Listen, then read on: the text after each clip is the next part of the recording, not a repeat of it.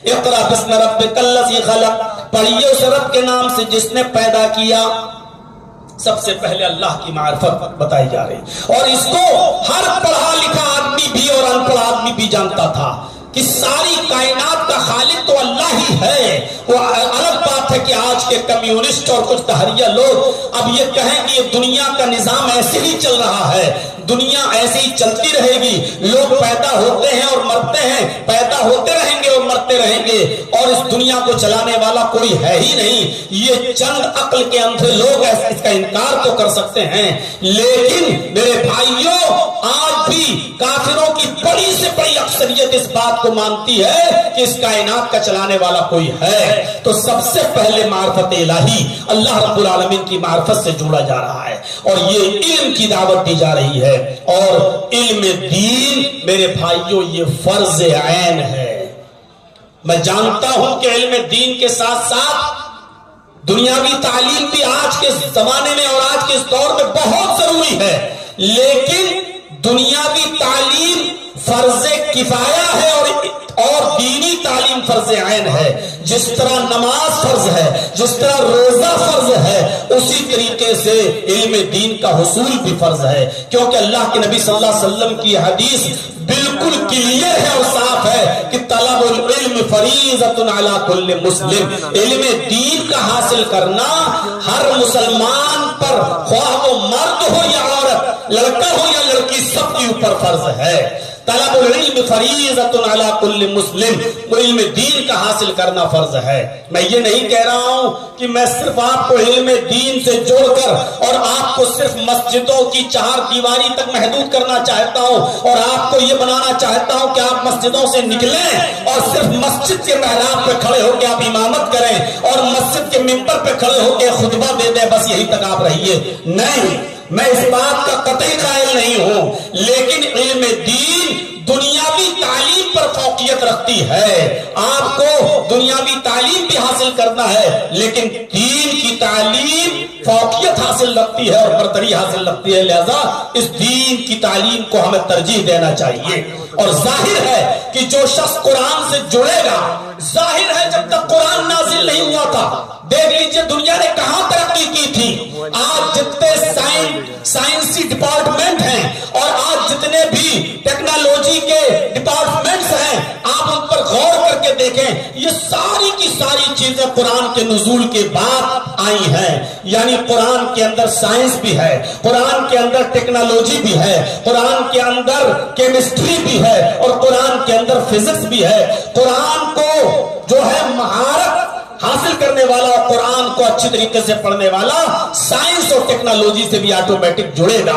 میرے پیارے ساتھیوں، نبی اکرم صلی اللہ علیہ وسلم نے جو آج ابن ابی طالب کے اس اسٹیج پر ہم نے آج بچوں کو دیکھا جن کی دستار بندی ہوئی ہے، آج وہ حدیث ہمارے ذہن میں آتی ہے کہ نبی اکرم صلی اللہ علیہ وسلم نے فرمایا کہ قیامت کے دن جن ماں باپ نے اپنے بچوں کو قرآن کا علم دیا ہوگا اور حافظ قرآن بنایا ہوگا، قیامت کے دن ان کے ماں باپ کے سروں پر سونے کا تاج پہنایا جائے گا، اور اس تاج کی نوعیت یہ بتائی اللہ کے نبی نے کہ وہ سورج سے زیادہ لائٹ مار رہا ہوگا اور سورج سے زیادہ چمک رہا ہوگا۔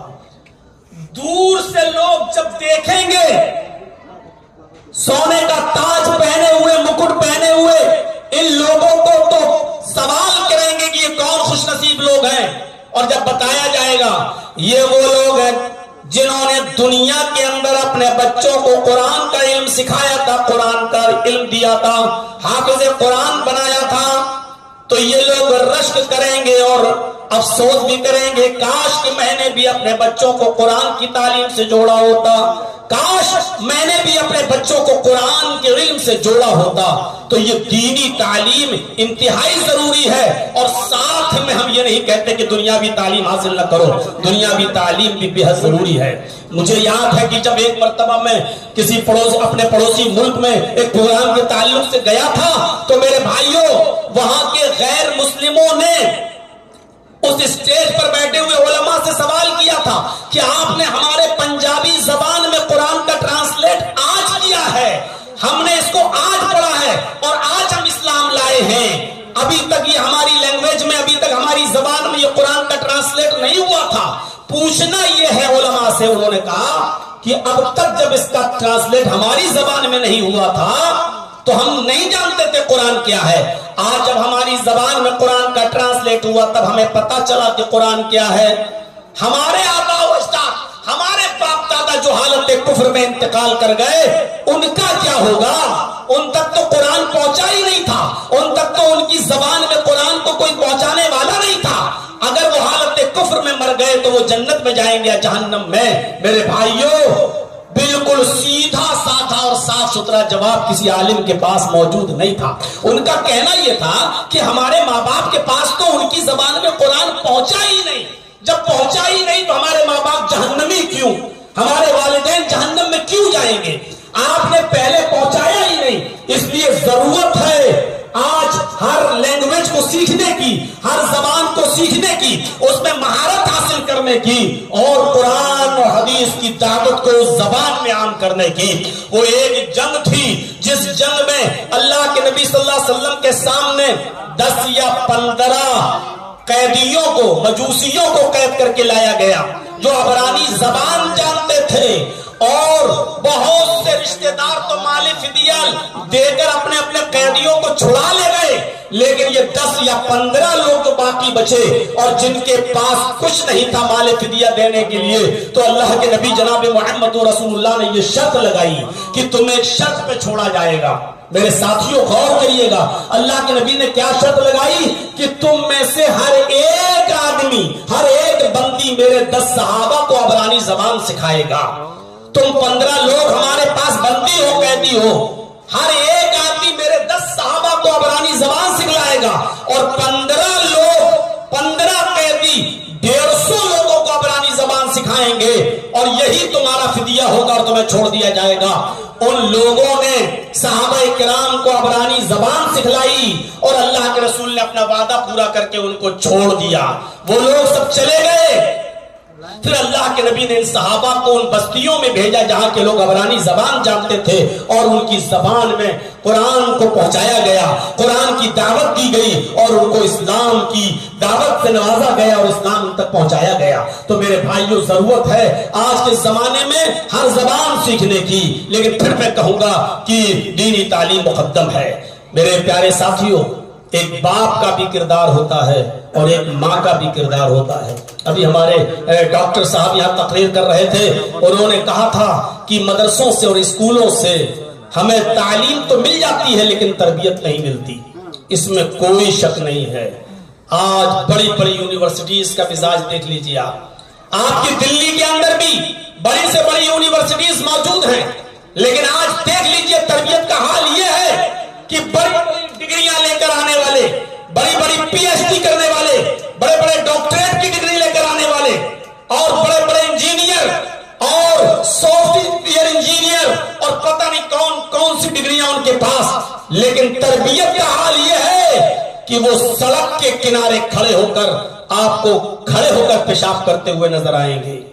آج اسکولوں سے، کالجز سے تعلیم تو مل سکتی ہے لیکن تربیت نہیں مل سکتی.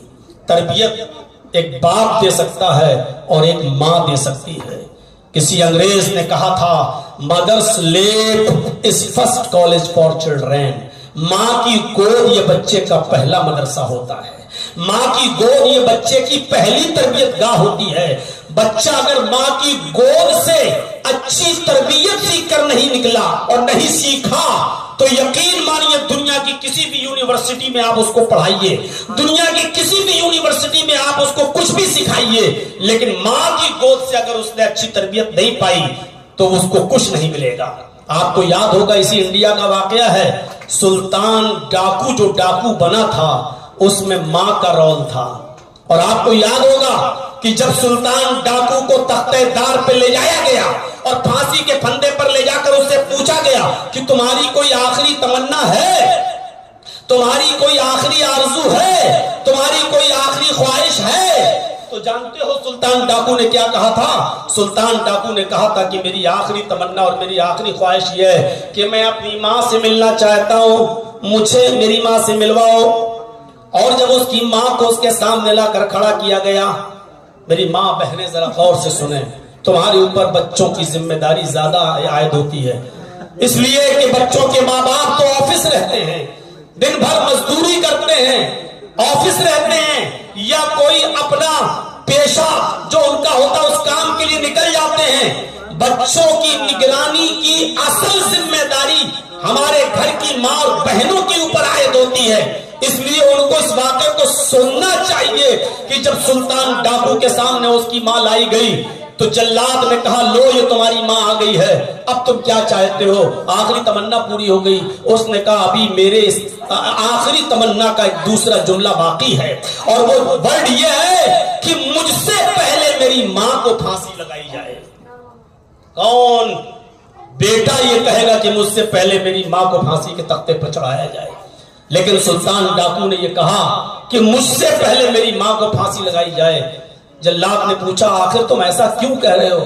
اس سلطان ڈاکو نے روتے ہوئے کہا تھا کہ مجھے اتنا بڑا ڈاکو بنانے میں اور قاتل بنانے میں میری ماں کا کردار ہے۔ جب میں 5 سال کا تھا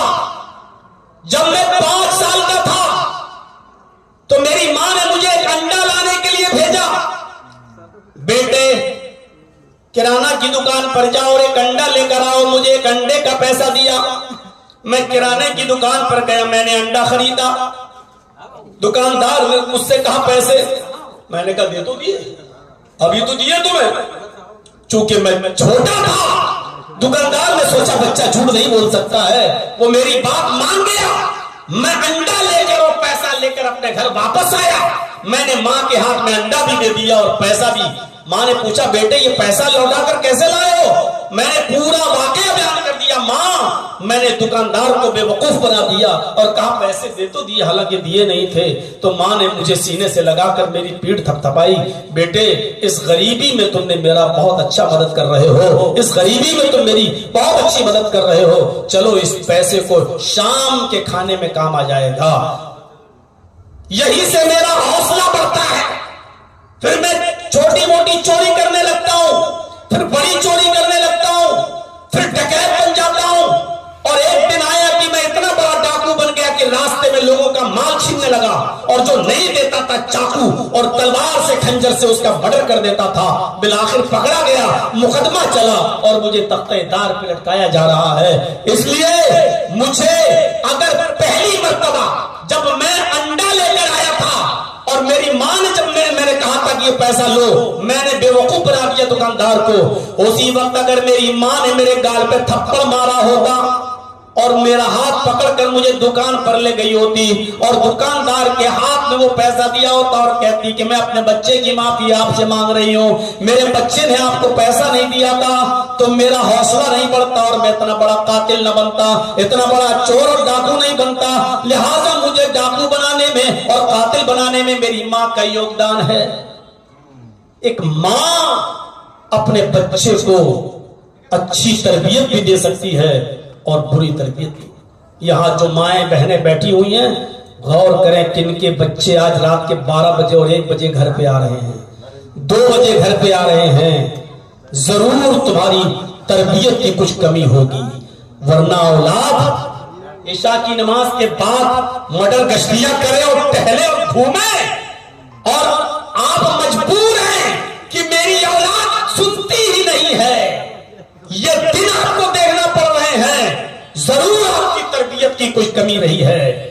ایک طرف دیکھیے شیخ عبد القادر جیلانی بغدادی رحمت اللہ علیہ، ان کی ماں کا کردار دیکھو، ان کی ماں کا کردار، جب 12 سال کے تھے ماں نے قافلے کے ساتھ اپنے بچے کو بھی بھیجا 12 سال کی عمر میں، لیکن 40 اشرفیاں عبد القادر جیلانی بغدادی کے کرتے کے استر میں سل دی اور قافلے کے ساتھ بھیجتے ہوئے کہا کہ بیٹے حالات کتنے بھی نازک ہوں، حالات کتنے بھی ناگفتہ ہوں، حالات کتنے بھی خراب ہوں اور مصیبت کتنی بڑی ہو، لیکن کسی بھی حال میں تم جھوٹ مت بولنا، جھوٹ مت بولنا۔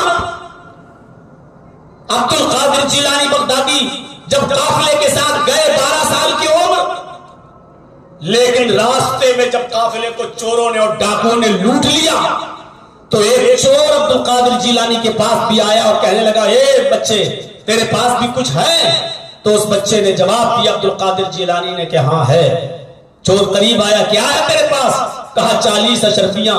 کہاں ہیں؟ کہا یہ کرتے کے استر میں میری ماں نے سل دیا۔ اس کو ادھیڑ کر دیکھا تو 40 اشرفیاں نکلی۔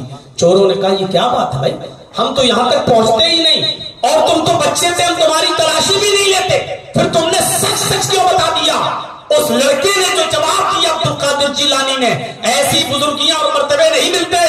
اس بچے نے جواب دیا کہ جب میں گھر سے نکل رہا تھا تو میری ماں نے مجھ سے کہا کہ بیٹے چلتے وقت یہ کہا تھا کہ حالات کیسے بھی ہوں جھوٹ کبھی مت بولنا، اس لیے میں نے اپنی ماں کی بات مانی ہے اور میں جھوٹ نہیں بول سکتا تھا۔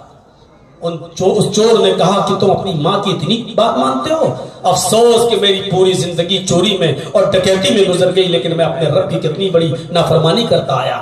وہ سردار کے پاس لایا، سردار کو پورا واقعہ بتایا، سردار کے اوپر بھی بہت اثر ہوا، سارے لوگوں کا لوٹا ہوا مال واپس کر دیا گیا اور سب لوگوں نے توبہ کر لی اور اپنے گناہ سے تائب ہو گئے۔ تو میرے پیارے ساتھیوں، ایک طرف آپ کے سامنے عبد القادر جیلانی بغدادی رحمت اللہ علیہ کی ماں کا کردار ہے اور ایک طرف آپ کے سامنے سلطان ڈاکو کی ماں کا کردار ہے۔ دونوں جگہ ماں ہے۔ سلطان ڈاکو نے کہا مجھ سے پہلے میری ماں کو پھانسی دو، کیونکہ چور بنانے میں اور ڈاکو بنانے میں ماں کا کردار ہے۔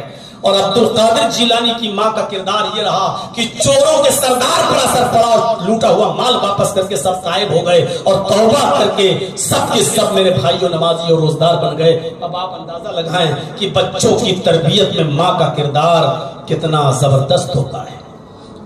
ایک علمی شخصیت گزری ہے علامہ شمس الدین ذہبی رحمت اللہ علیہ، ان کی ایک مایہ ناز کتاب ہے تذکرۃ الحفاظ۔ تذکرۃ الحفاظ میں علامہ شمس الدین ذہبی رحمت اللہ علیہ ایک صحابیہ کا واقعہ نقل کرتے ہیں، اور میری مائیں سنیں، میری بہنیں سنیں، میری قوم کی بیٹیاں سنیں۔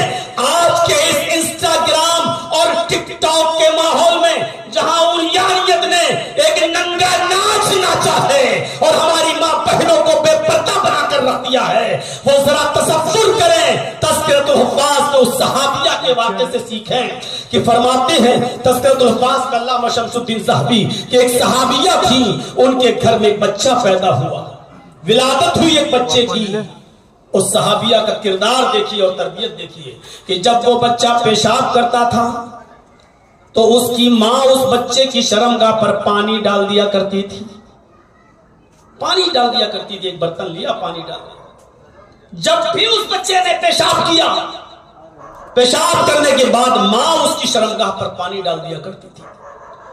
اس صحابیہ کا بیان ہے کہ پہلا دن تھا، فرسٹ ڈے، میرا بچہ جس دن چلنے کے لائق ہوا، میں دیکھ رہی تھی پہلا دن، اور میرے بچے کو جب پیشاب کی ضرورت پیش آئی تو اس بچے نے اپنے ننھے منھے ہاتھوں سے پانی کا برتن اٹھایا اور گھر کے باہر چلا گیا، نالی کے کنارے بیٹھ گیا، اس نے پیشاب کیا اور پانی کا برتن اپنی شرمگاہ پہ ڈال لیا۔ بچہ تھا، نہیں جانتا تھا کہ برتن کس ہاتھ میں پکڑنا ہے، شرمگاہ کس ہاتھ سے پکڑنا ہے، نہیں جانتا تھا استنجا کرنے کا طریقہ۔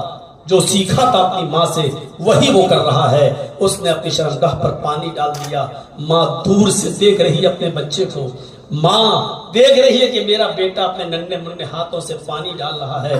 ماں وہی اندر سے چیخ کر کہتی ہے فزت برب الکعبہ، کعبے کے رب کی قسم میں کامیاب ہو گئی، میں اپنے بچے کو جو سکھانا چاہتی تھی میں سکھا دی، جو تربیت دینا چاہتی تھی وہ میں نے تربیت دے دی، میں اپنے بچے کو جو ٹریننگ دینا چاہتی تھی وہ میں نے دے دی، اب میری روح بھی نکل جائے تو مجھے پرواہ نہیں، اس لیے کہ میں اپنے بچے کو جو تربیت دینا چاہتی تھی وہ میں نے تربیت اپنے بچے کو دے دی۔ ہماری مائیں غور کریں جو پینٹ کی چین کھول کے نالی کے کنارے کھڑے ہو کے اپنے بچوں کو پیشاب کراتی ہیں، ذرا تربیت۔ آج اس تربیت کا اثر یہ نکلا کہ بڑے بڑے یونیورسٹیز سے فارغ ہونے کے بعد بھی لڑکے آج جانوروں کی طرح پیشاب کرتے ہوئے کھڑے ہو کر آپ کو نالیوں کے کنارے نظر آئیں گے. میں اس بحث میں نہیں جانا چاہتا کہ کھڑے ہو کے پیشاب کرنا جائز کہ ناجائز اور کیا کنڈیشن, میں اس طرف نہیں جانا چاہتا. میرے پیارے ساتھیوں, میں تربیت کی بات کر رہا ہوں. ذرا تربیت دیکھیے, اس ماں کی تربیت کیسی تھی. حضرت مریم علیہ السلام کو دیکھیے, حضرت زکریا نے کیسی تربیت کی. قرآن پڑھیے, محراب میں ہیں, اچھی تربیت پائی ہے. ایک دن زکریا نہیں ہے اور جب لوٹ کر آئے تو کیا دیکھتے ہیں کہ مریم کے پاس بے موسم پھل آ گئے. آم کا موسم نہیں, آم رکھا ہے. لیچی کا موسم نہیں, لیچی رکھی ہے. بے موسم پھل, جس پھل کا موسم نہیں وہ پھل وہاں موجود ہے. حضرت زکریا کا ماتھا سرک گیا, پیشانی. یہ کیا, مریم کے پاس یہ پھل کہاں سے آئے؟ ان کا ذہن دوسری طرف چلا گیا. پڑھیے قرآن, سب سے پہلا سوال حضرت مریم سے, انا لک ھذا, آئے مریم یہ بے موسم پھل تیرے پاس کہاں سے آئے؟ آئے مریم مجھے بتا کہ یہ بے موسم پھل تیرے پاس کہاں سے آئے؟ اس پھل کا موسم نہیں, میں تھا نہیں, تھوڑی دیر کے لیے گیا اور یہ بے موسم پھل تیرے پاس آ گئے. کون لایا؟ میری بہنوں سنو اور میری قوم کی بیٹیوں سنو, حضرت مریم کوئی معمولی عورت نہیں ہے. یہ وہ مریم ہے جن کی پاک دامنی کا ثبوت, جن کی پاک دامنی کی گواہی عرش والے نے دی ہے. آج عیسائیوں کے پاس پوری بائبل پڑھ جائیے, آج عیسائیوں کے پاس مریم کو پاک دامن ثابت کرنے کا کوئی ثبوت نہیں ہے. نہ بائبل میں لکھا ہے, بس اتنا لکھا ہے کہ عیسیٰ بغیر باپ کے پیدا ہوئے, لیکن یہ نہیں لکھا کہ عیسیٰ کی ماں مریم پاک دامن ہے.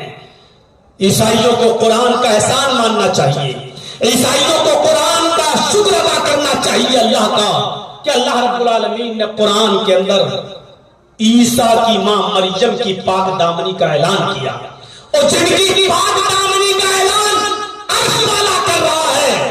میری بہنوں, میری قوم کی بیٹیوں, میری ماں, اس سے سوال ہو رہا ہے. حضرت زکریا اس سے کہہ رہے ہیں انا لک ھذا, آئے مریم تیرے پاس یہ بے موسم پھل کہاں سے آئے؟ حضرت مریم کو تربیت اچھی ملی تھی زکریا علیہ السلام کی, اس لیے انہوں نے جو جواب دیا, کہا میرے سرپرست شک نہ کرنا, ڈاؤٹ نہ کرنا, آپ ہی کی تربیت ہے. مجھے اور آپ کی دی ہوئی تربیت کو کبھی میں ٹھیس نہیں پہنچنے دوں گی, آپ کا سر کبھی شرم سے نہیں چھونے دوں گی. اگر آپ یہ سمجھتے ہیں کہ یہ پھل کوئی لڑکا دے کر گیا ہے, کوئی بوائے فرینڈ دے کر گیا ہے, ہمیں کہیں دوسری جگہ سے ملے ہیں, تو آپ غلط سوچ رہے ہیں. جو جواب دیا حضرت مریم نے, قرآن اس کو ریکارڈ کرتا ہے, قالت هو من عند اللہ, آئے میرے سرپرست زکریا, یہ ساری کی ساری نعمتیں میرے پاس کسی لڑکے کی طرف سے, کسی اجنبی انسان کی طرف سے نہیں آئی. ان ساری نعمتوں کو اللہ رب العالمین نے بھیجا ہے, یہ اللہ رب العالمین کی طرف سے آئی.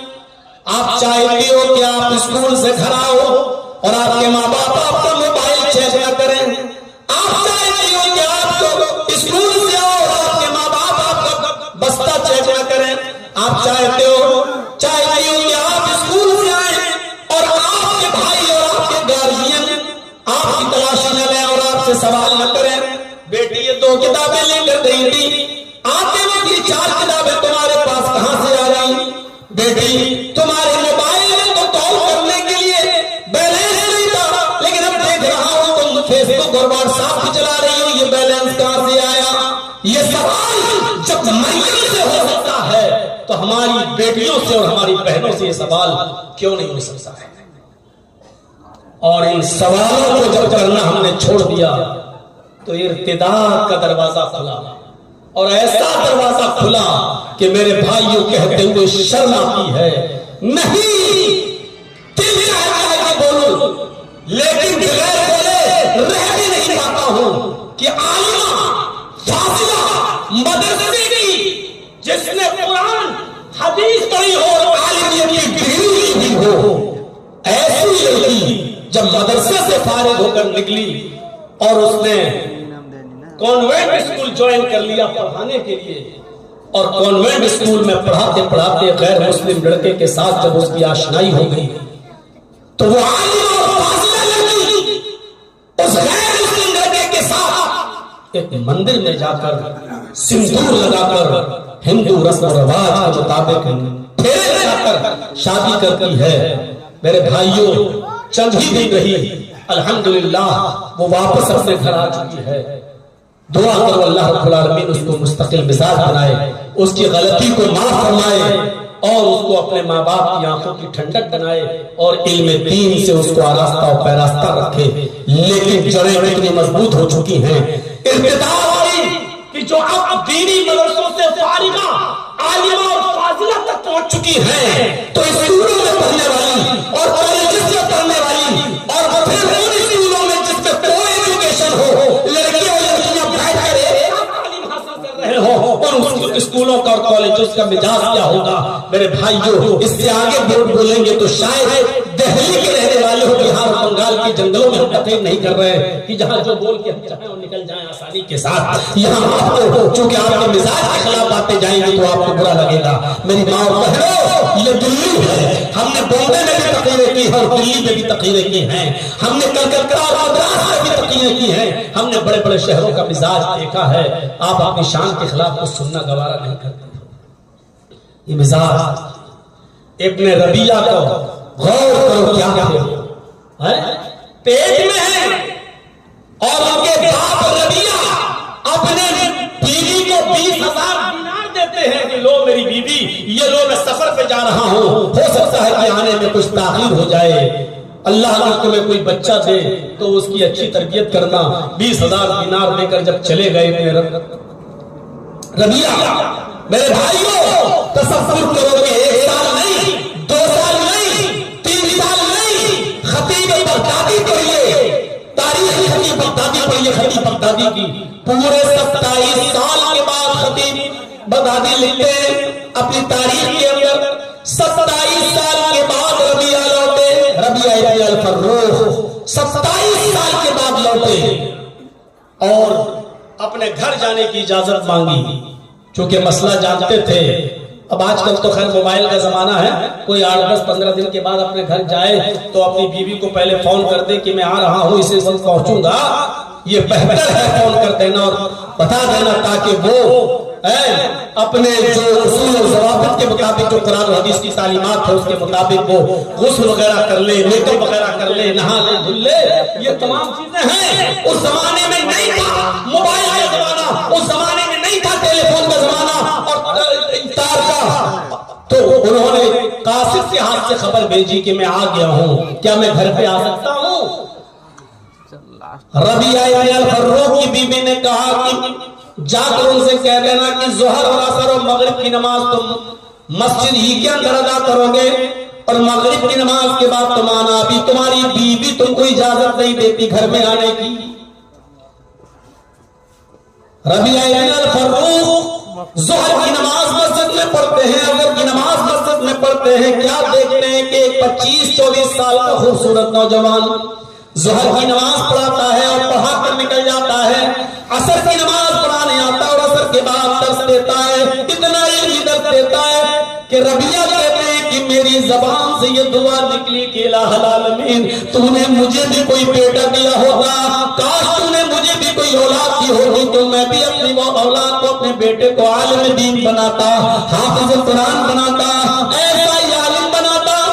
عصر کے بعد اسی مسجد کے اندر رہے اور مغرب کے بعد بھی انہوں نے قرآن کے ساتھ اپنے نماز پڑھی، ان کو معلوم نہیں کہ یہ بیٹا، یہ لڑکا جو نماز پڑھا رہا ہے یہ میرا ہی بیٹا ہے، یہ میرا ہی لخت جگر ہے، اور اس لڑکے نے نماز پڑھائی قرآن کے ساتھ اور اس کے بعد وہ اپنے گھر چلا گیا۔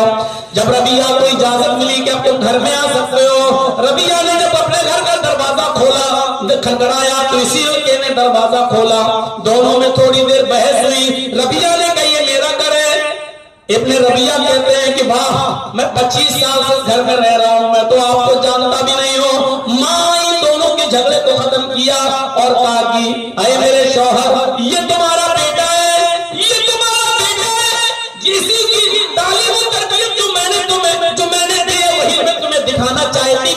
اسی لیے میں نے ظہر اور عصر اور مغرب کی نماز تمہیں پڑھنے کی مسجد میں پڑھنے کے لیے کہا تھا۔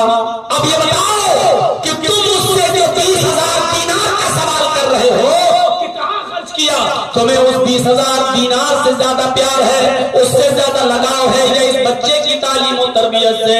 اس نے اپنی بیوی کو پکڑا ربیہ نے اور کہا میری بیوی چلو کمرے میں چلتے ہیں، تم نے میرے پیسوں کو، تم نے میرے درہم و دینار کو ضائع نہیں کیا ہے، تم نے بالکل صحیح جگہ پر لگایا ہے۔ اللہ کی قسم میری یہ تمنا تھی کہ میرا کوئی بیٹا ہو اور میں اسی کی طرح عالم قرآن بناؤں اور حافظ قرآن بناؤں۔ الحمدللہ میری بیوی میری غیر موجودگی میں تم نے ہماری امانت کا خیال رکھا اور تم نے اپنے بچے کو اور میرے بیٹے کو اچھی تعلیم دی۔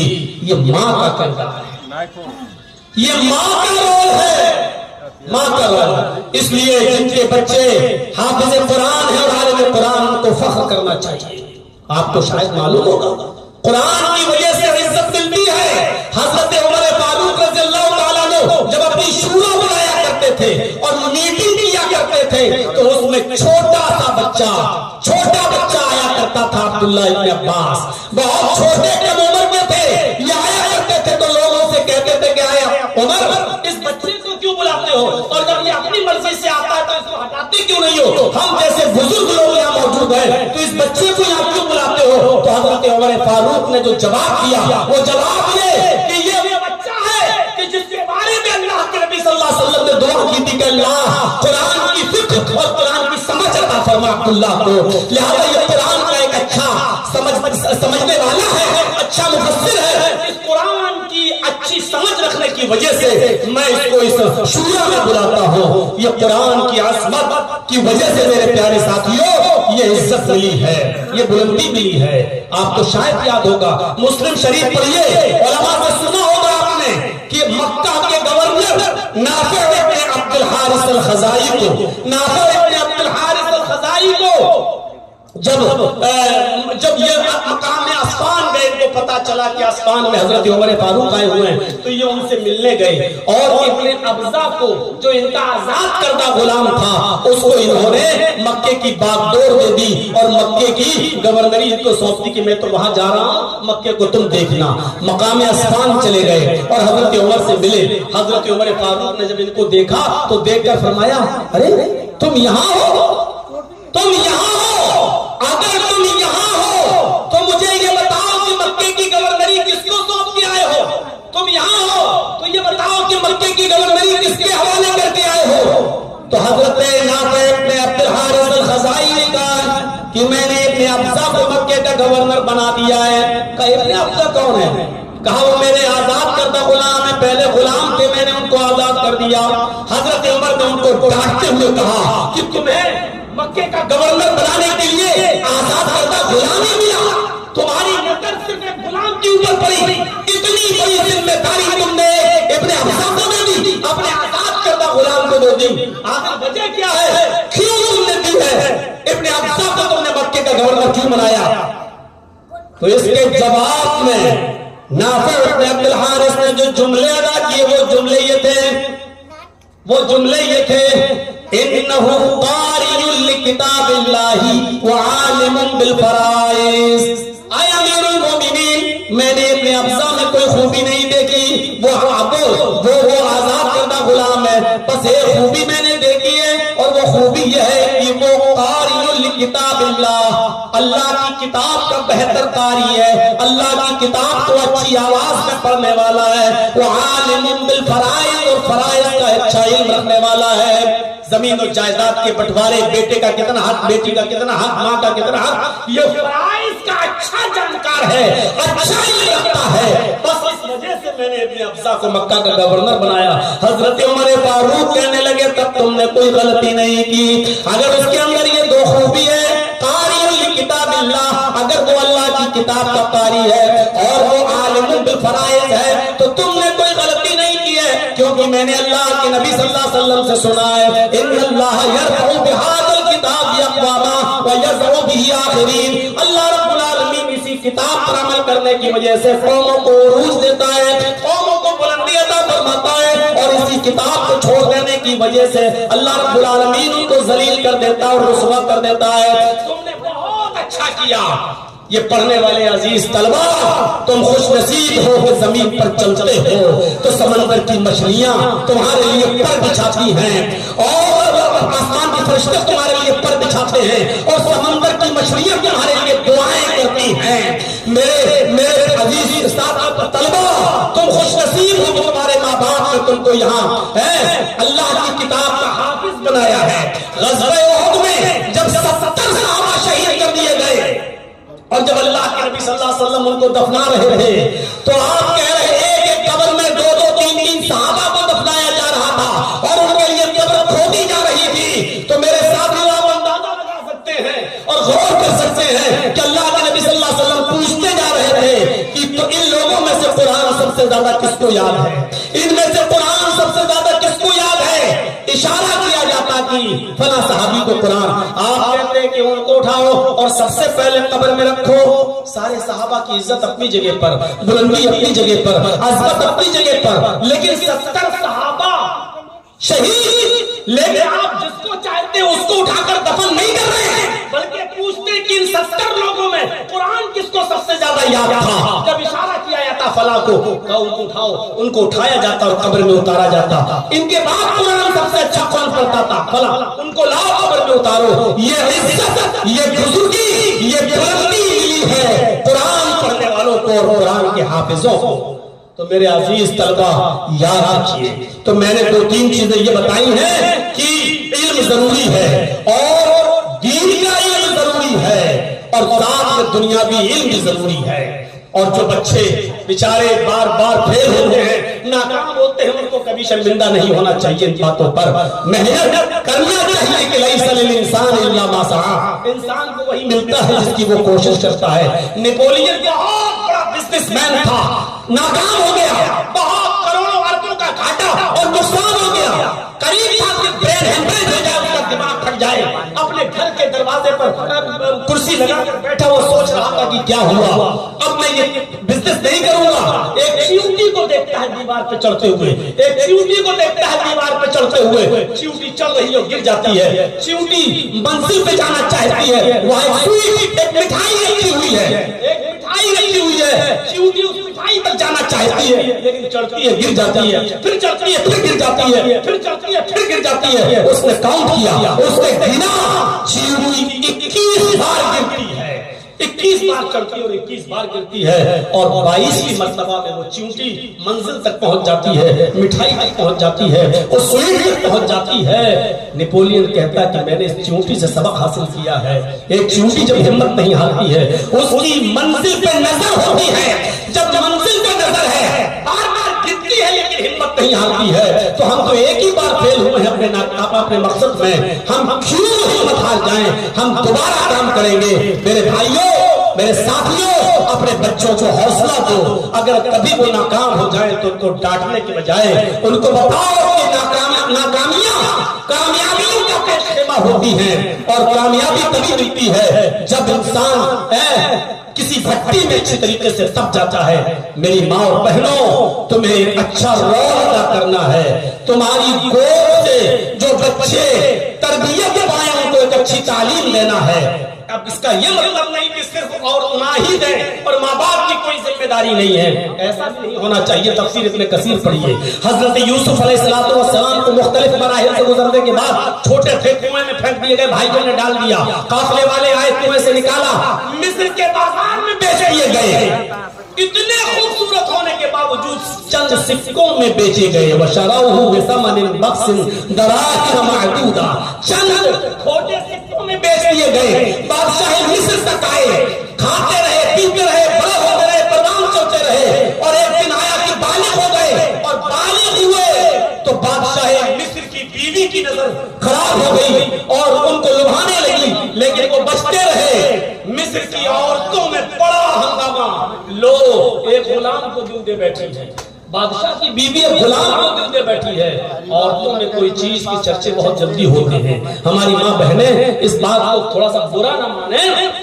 کسی گاؤں کا ایک قصہ ہے کہ ایک آدمی، اس کا شوہر تھا، وہ ایک تربوز لایا کٹا ہوا تربوز، اور تربوز لال تھا، اس نے اپنی بیوی کی اوڑھنی میں وہ تربوز لپیٹ لیا، وہ تربوز ہو گیا لال، وہ دوپٹہ ہو گیا لال، اب گھر میں گھسا تو بیوی کہتی ہے یہ کیا اس میں کیا ہے؟ اس نے کہا اس نے تربوز کو ایک الگ جگہ پر رکھ دیا. بیوی بولی ہے پہلے بتاؤ اس میں کیا ہے.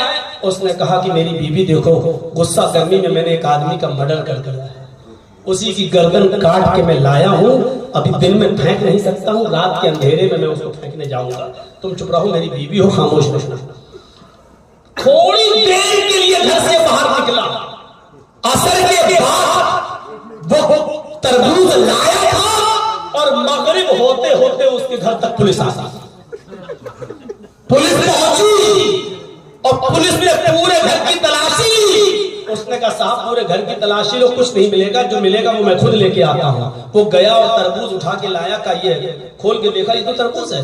کہا صاحب تربوز ہی ہے, میں نے اپنی بیوی کو بول دیا تھا کہ میں ایک آدمی کی گردن کاٹ کے لایا ہوں, میں یہ دیکھنا چاہتا تھا کہ عورتیں اپنے پیٹ میں کتنی مضبوط ہوتی ہیں, پیٹ کے اعتبار سے ان کا ہاضمہ کتنا درست ہوتا ہے, تو میں یہ دیکھنا چاہ رہا تھا. میں دیکھ لیا اور میں سمجھ گیا کہ کون سی بات بیوی کو شیئر کرنی چاہیے اور کون سی نہیں کرنی چاہیے. جس بات کا ہمیں خطرہ ہوگا ہم کریں گے, ہمیں یہی دیکھنا تھا. تو بس تھوڑا سا دل لگی کی باتیں ہو گئی اور مصر میں فتنہ پھیل گیا عورتوں میں. لو بادشاہ مصر کی بیوی دل دے بیٹھی, غلام دل دے بیٹھی, اور جب بدنامی ہوئی بادشاہ مصر کی بیوی کی تو اس نے کہا اچھا ادھر آؤ, ساری عورتوں کی دعوت کر دی, اپنے گھر پہ آؤ, سب کو ایک ایک چھری دے دی اور سب کو پھل سامنے رکھ دیے سب کے, لو اور کہا پھل کاٹ کے کھاؤ. اور یوسف علیہ السلام سے کہا کہ ان کے سامنے سے گزر جاؤ.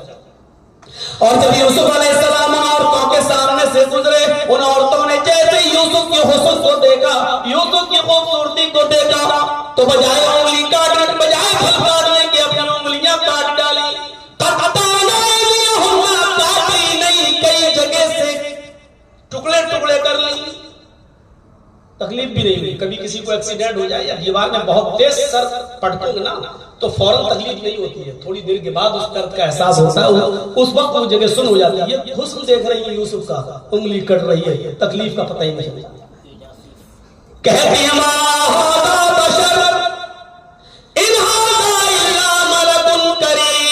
یہ کوئی انسان ہے ہی نہیں, یہ جو کوئی معزز کوئی بزرگ فرشتہ نظر آتا ہے.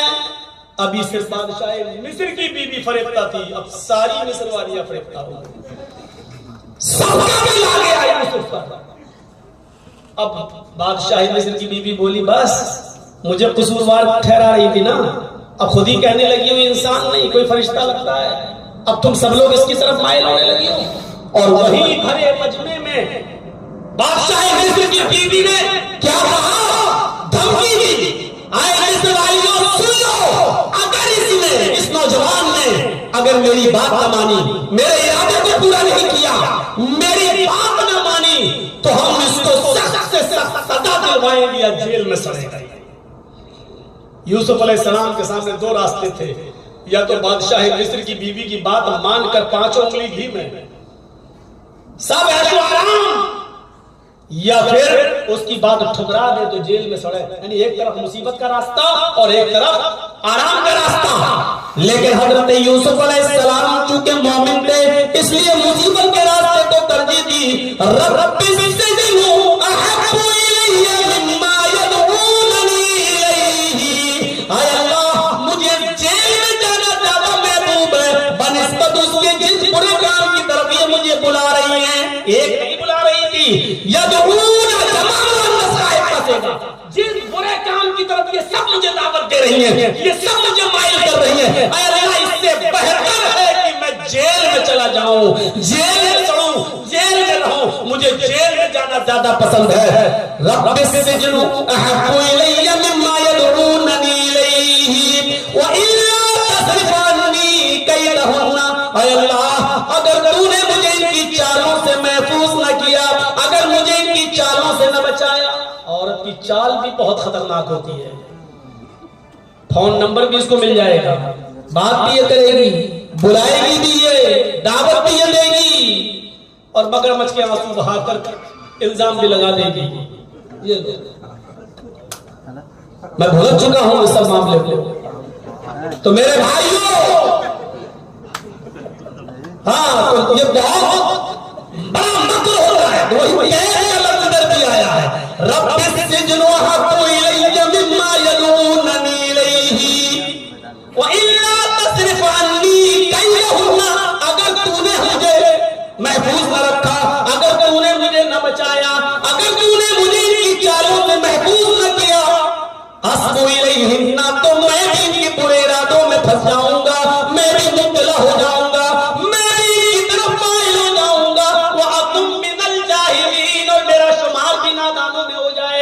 میرے بھائیوں حضرت یوسف علیہ السلام ادھر بھی اللہ کو پکار رہے ہیں. تو اب آپ اندازہ لگائیں مختلف مراحل گزرے. پھر ایک دن آیا کہ بادشاہ مصر کی بیوی کئی دروازوں کے اندر لے گئی اور سارے دروازے بند کر لیے. وغلقت الابواب، ایک دروازہ نہیں تھا، کئی دروازوں کے اندر لے گئی اور دروازے بند کر کے کہتی یوسف آؤ میرے پاس. یوسف علیہ السلام نے کہا معاذ اللہ، بھاگے وہاں سے. یہ بھی بھاگی، اس دروازے سے نکلنے میں کامیاب، دوسرے دروازے سے نکلنے میں کامیاب، تیسرے دروازے سے نکلنے میں کامیاب. لیکن پیچھا وہ بھی کر رہی ہے، پیچھے سے کرتا پکڑا کھینچا. یوسف علیہ السلام ادھر دروازہ پکڑے ہوئے تھے، اس نے پیچھے کھینچا. یوسف دروازہ کھلتا گیا اور نیچے گر گئے. ادھر بادشاہ مصر کی بیوی گری، ادھر یوسف گرے اور سامنے بادشاہ کھڑا ہے. سامنے بادشاہ کھڑا ہے، جھٹ سے کھڑی ہوئی اور اپنا مکر چلا دیا.